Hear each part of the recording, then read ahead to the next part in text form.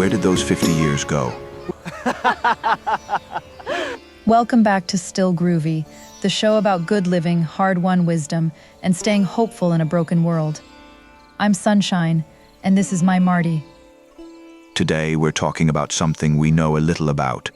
55 years married to the same person, and somehow still genuinely liking each other. 55 years, we met when we were 15, which means I have known this man for longer than most people have been alive.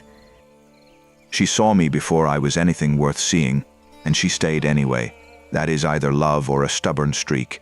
I've never been sure which. Both, honey. Definitely both. The first thing I'd tell any couple, and I mean any age, any stage, is that you are not completing each other. You are two whole people choosing each other every single morning. That sounds simple, but it took us probably 20 years to really live it. You stop waiting for the other person to fill your empty places and you start filling them yourself. And then you show up to the relationship with something to give instead of a list of needs. That changes everything. It does. Now I want to say something about the hard years, because we are not going to sit here and pretend it was all wildflowers and granola. There were years that were genuinely brutal. 1990, I lost my health, lost the company, lost the version of myself I thought I was building toward. And I had 3 kids under the roof, none of them exactly low maintenance, and a husband who was fighting for his life and grieving at the same time. The single thing that held us together in those years, and I've thought about this a lot, is that we never made each other the enemy. We were scared and tired and broke and heartbroken. But we always knew the problem was the problem, not each other. That's actually research-backed, by the way. The Gottman Institute, they've studied couples for decades, found that couples who frame conflict as us versus the problem instead of me versus you have dramatically better outcomes. Marty, most people. Right, sorry. Basically, the happiest couples fight side by side instead of face to face. Point your frustration at the situation, not your person. And pick your moments. I learned not to start a hard conversation when Marty had just come off dialysis. Timing is not manipulation, it's kindness. She is so much smarter than me. I want that on the record.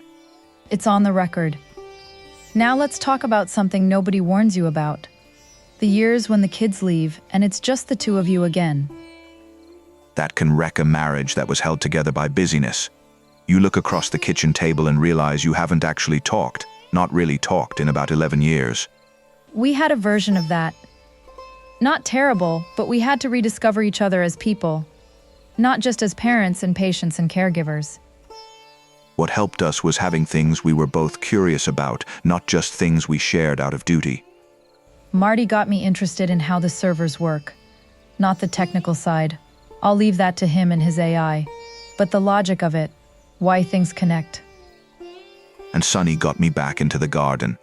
We have about a 1/4 acre of raised beds behind the log home, and I spend time out there with the Kubota, and I genuinely clear my head.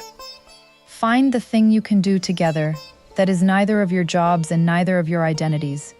Just a thing you both like. Second piece of real advice, and this one is backed by about 50 years of actual psychology. Say thank you. Specifically, not generally. Not thanks for everything. Thank you for driving me to that appointment when you had your own things going on. That specificity tells the other person you actually see them. Our grandkids, Terry and Robbie, they're both 15, smart as whips, asked us once what the secret was. Terry said, "Do you ever get sick of each other?"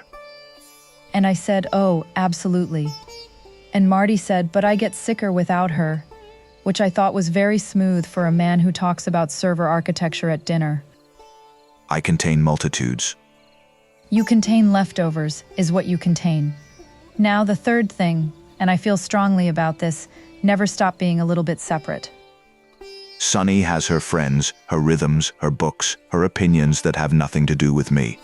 I have the servers, the curriculum work, long conversations with an AI at 2 in the morning. And we come back to each other with things to say. You cannot have a good conversation with someone who has had exactly the same day as you. A marriage where 2 people dissolve into one blob is not intimacy, it's loss of self, and eventually one of you resents the other for it. We have 33 acres out here in Mallorytown, which sounds like a lot of room, but a marriage needs room too. Let the other person breathe. Now here's the one that might surprise people. Sonny and I argue. Not constantly, but we are not a conflict-free household, and I'd be suspicious of any couple that claimed to be. Avoiding conflict doesn't mean you're peaceful. It means things are piling up in a room nobody wants to open. The research, I'll be brief, I promise, shows that couples who never fight are not happier. They're more likely to report growing apart and ultimately separating. Have the argument. Have it cleanly. No bringing up things from 1987. No you always, no you never. Stay in the present tense. And then this is critical: repair. A small repair after a fight matters more than the fight itself. I love you. I was frustrated. I'm glad we talked. Costs you more later than it would have cost you to say the 5 words now. Fifth and final thing, and this one is mine. Laugh. Find the other person funny, not perform laughing. Actually funny. If you genuinely think your partner is funny, you will survive almost anything together.